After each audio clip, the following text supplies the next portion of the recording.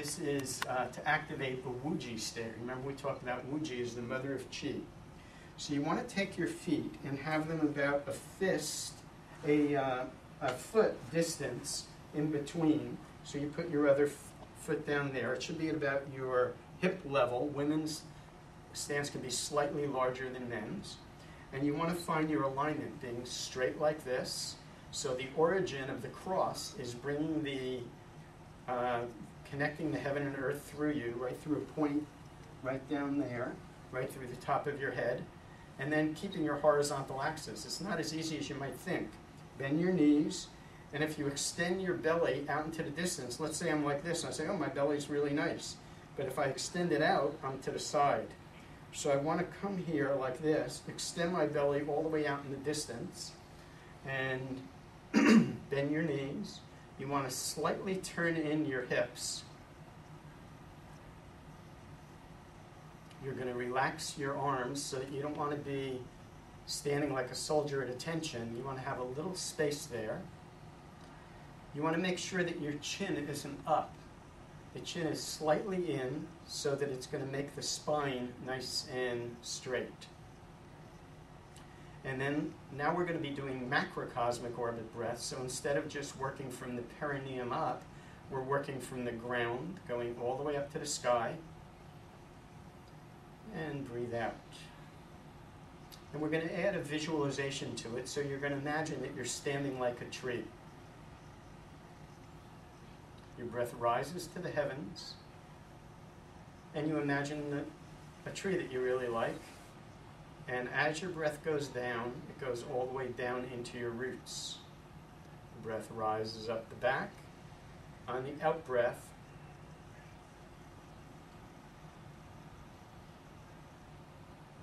it goes down into the roots. And you can imagine that the tree is transposing the light into energy through a process of photosynthesis. You can feel your feet, imagining that they're on the ground, and then extend that so that they're roots that are going out into the earth. What are you rooted in your life? Family, friends, loved ones, spiritual traditions.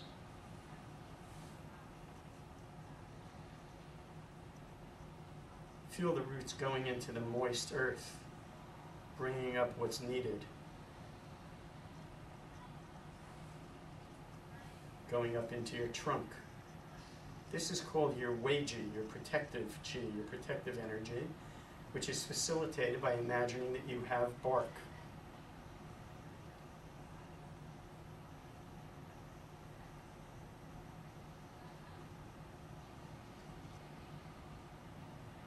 How deep do your spiritual roots go? How wide are your friendships? Those roots draw energy up into your bark so that you have nice boundaries that can protect you against the assaults of life. And then on another cycle of in-breath, you come all the way up into your branches, not forcing the breath. How are you branching out right now in your life? What fruits, flowers? Uniquely nutty ways of being. What's branching out and growing right now from your tree?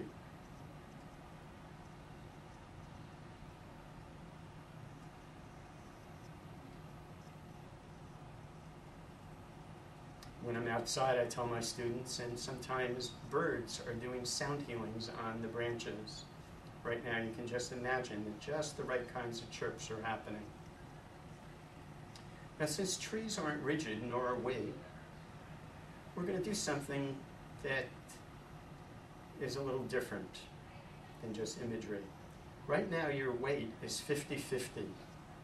I want you to shift your weight over to your right heel just 1%, and then over to your right toes 1%, left toes and left heel, as if you're making a little circle that's cutting through the earth and cutting through the heavens above your head. Just making a little circle, which is just like the tree slightly swaying in the breeze, connecting heaven and earth.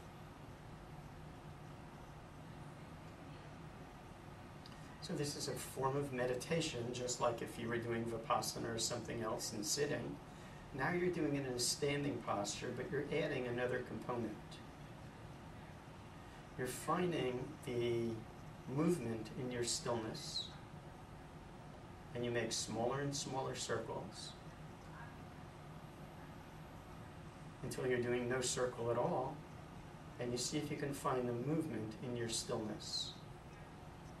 Chinese medicine and the Taoist said this is how you give birth to qi. It comes out of the stillness.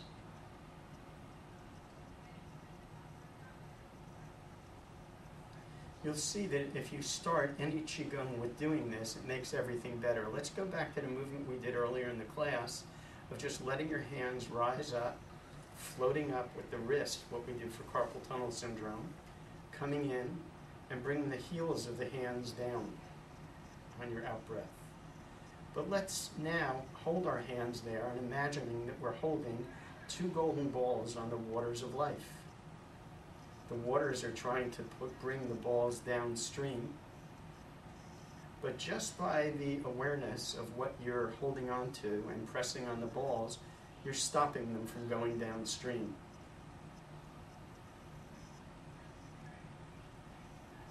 And you can use this to imagine sending healing energy. Some of you may feel some energy in these 2 points here, which are called your Laogong Points. In Chinese medicine, it correlates with the heart or the pericardium. So this is another standing meditation posture, which is a certain stance. I want to show you something interesting. Lift your wrists up a little bit and see how that kind of ungrounds you. And bring your hands down kind of forcefully. That really grounds you, and you want to feel that connection in your lower back. But if you feel just the place where the wrist starts to break, that's called the place that's best for sinking the qi to the dantian, sinking the qi to the belly to get really grounded. It would be a martial art type of posture. And remember I talked about how Qigong brings relaxed awakeness? So here, in this posture, you can be totally relaxed, but you'd be like a tiger ready to pounce. So eventually you find that place that balances the two. So this is a type of energizing of the body that's very relaxed, but it's aware. This is what a shaman would be using if you're scanning in the woods at night as you're walking around and moving from your belly. And this is a way that if somebody is going to attack you, you're going to be with your power. It's a type of energy that's a stance. So watch different stances in mind. See how this is a stance where I'm constricted, floating in space. This is a way that you're with your